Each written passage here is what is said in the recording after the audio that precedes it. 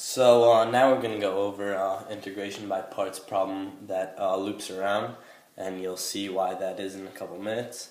So the equation is sine x times e to the x dx. We're going to integrate that.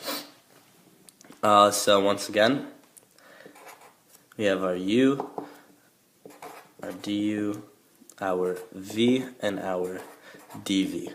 So set our u equal to e to the x, because the derivative of that is e to the x, which is pretty simple, and sine of x is our dv, which gives us negative cosine x as our v.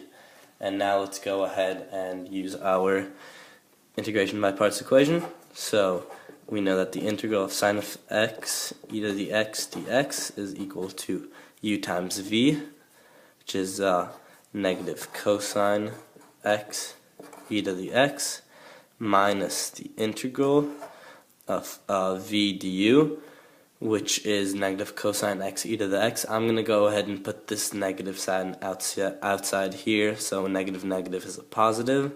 So we have the integral of cosine x times e to the x. So as you see, or dx.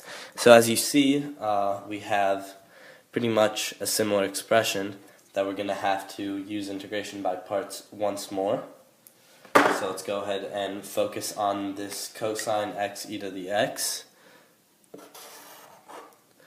And I'm going to do this over here.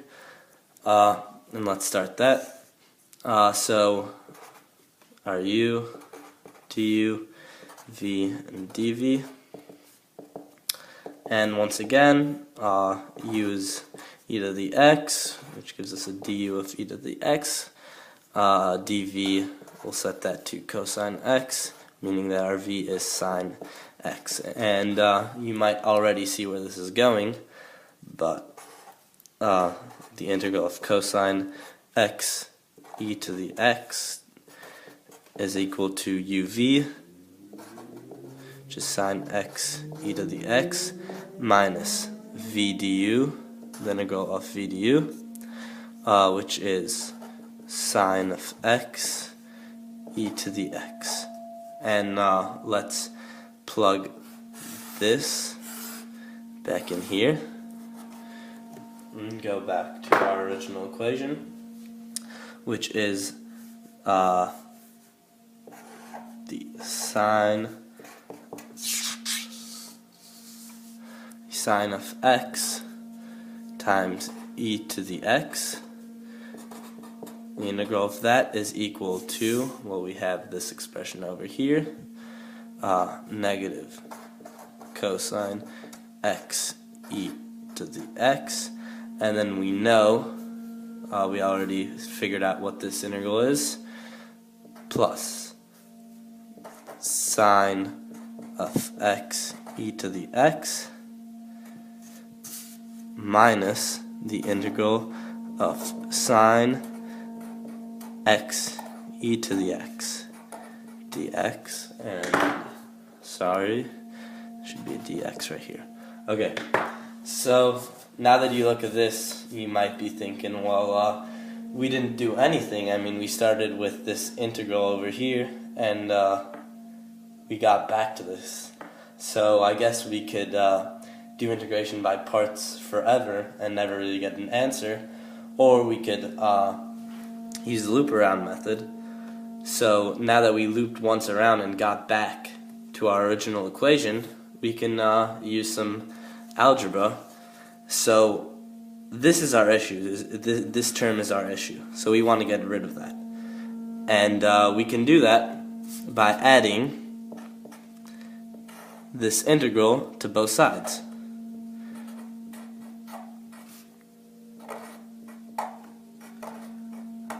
And let's add it to this side too.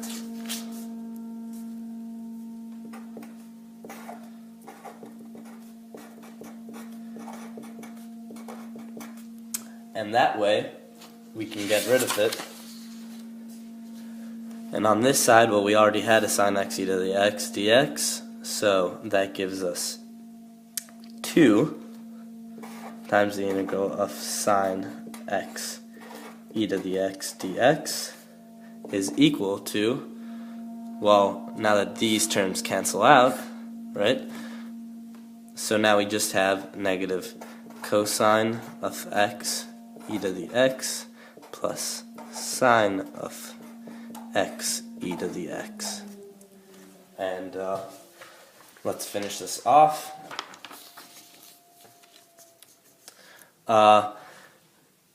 So we just want to know the integral of sine of x e to the x dx, so we'll multiply 1/2 on each side, so we get the integral of sine of x times e to the x dx is equal to negative cosine x e to the x plus sine x e to the x, all of that over 2.